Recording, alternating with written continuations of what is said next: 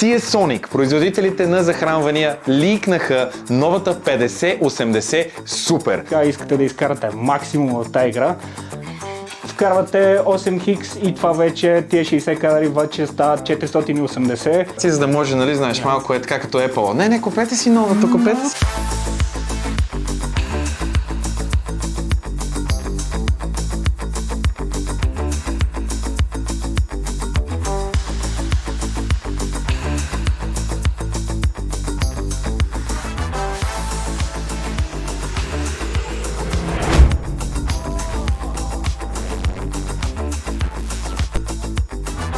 Здравейте, уважаеми приятели, в новия епизод на KidiTech и новата ни рубрика KidiTech Recap. Това е втори епизод от тази рубрика. Точно така дойде този момент от месеца, в който ще направим едни интересни неща, които открихме в последните няколко дни и седмици. И може би най-голямото, което мен лично много ме вълнува, стана Accidental Leak на новите Nvidia 5080 Super. Но какви са точно, ще видите след малко. Кица, ти за какво ще говориш?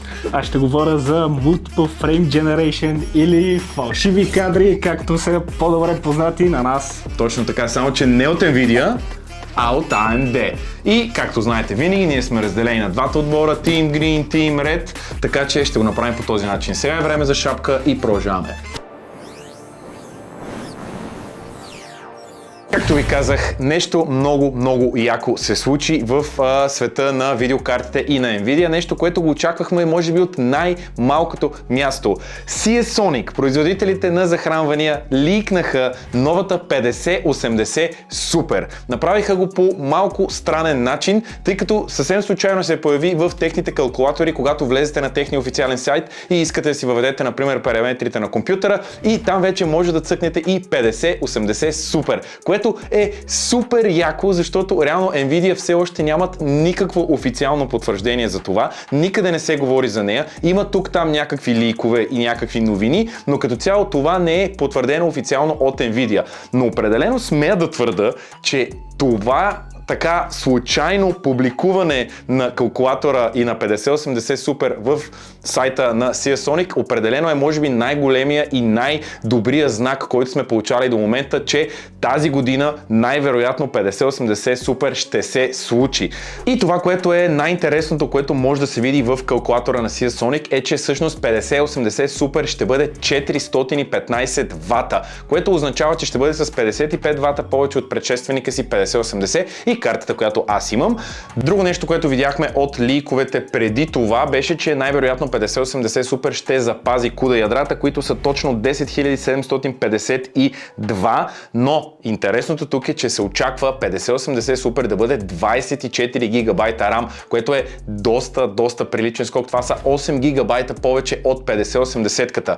Сами можете най-вероятно да си представите, че имайки карта, която е 24 гигабайта, 5080 Super и така нататък за 415 вата, това означава, че тази карта със сигурност няма да бъде много приятна за джоба на потребителите или на геймерите като мен, които биха искали да имат най-новата, най-готината, най-последната, но нали не чак да скачаме на 5090-ката, която вече нали е вау. Но по данни, които виждаме, е, че нещо от сорта на $2000 може да се очаква за тази карта, което е първоначалната цена от тази на Nvidia, нали, на Founders Edition, и вече там всичките разновидности на Asus и Masus и така нататък вече си спрямо зависи от това как ще се случат нещата. Но друго интересно, което успяхме да видим, е, че още през септември в този калкулатор на Seasonic фигурираха и 5070 Super и 5070 Ti Super, което реално още от тогава се знаеше, че най-вероятно ще има такива видеокарти, макар и Nvidia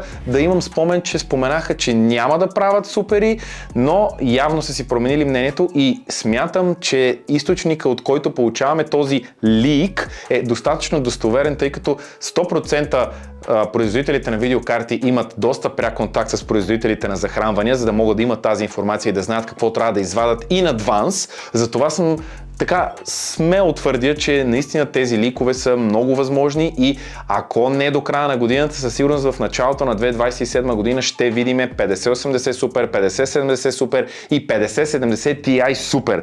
Като това, което може да видим е за, както ви казах, за ватовете. Значи RTX 5070 Super се очаква да бъде 275 вата, RTX 5070 Ti Super 350 вата и RTX 5080 Super, както ви казах, 415 вата, 55 вата повече от предходните си видеокарти, които излязоха до момента. Сега, големия въпрос, дали аз лично бих преминал от 5080 към 5080 Super.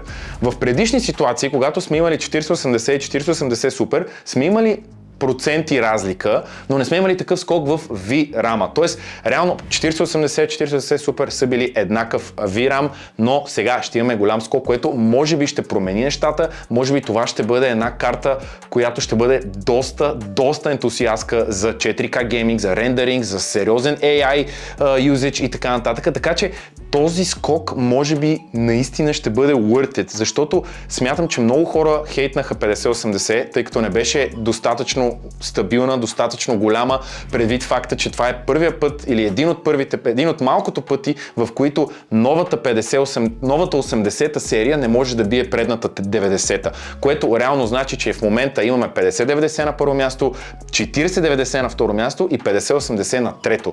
Тоест, според мен тук идеята е вече 50-80 Super да си стане топ лидер на второ място, да мине зад 50-90, което най-накрая трябва да се случи, за да може 40-90 да падне надолу и да се получат нещата по правилния начин. Затова дали ще си заслужава апгрейда или не, не съм сигурен, но всичко зависи от парите, което значи, че и другите карти пък може би ще си свалят цената, за да може тази да си я дигне и да искате да си плащате стабилно пари за готин FPS, за готин перформанс, за готин AI, за готин рендър, за абсолютно всичко. Но предстои да разберем, да видим. Очакваме все пак официалното потвърждение от Nvidia, а за мен не ме мислете. Аз като се знам, може и да си я взема, може и да не си я, но ще видим. Така че общо взето това е. Надявам се да ви е харесал и очакваме новините от Nvidia скоро. И така, уважаеми приятели, както знаете, няма нищо ново под слънцето и AMD се пробват да копират Nvidia. Както знаете, Nvidia изкараха Multiple Frame Generation отдавна.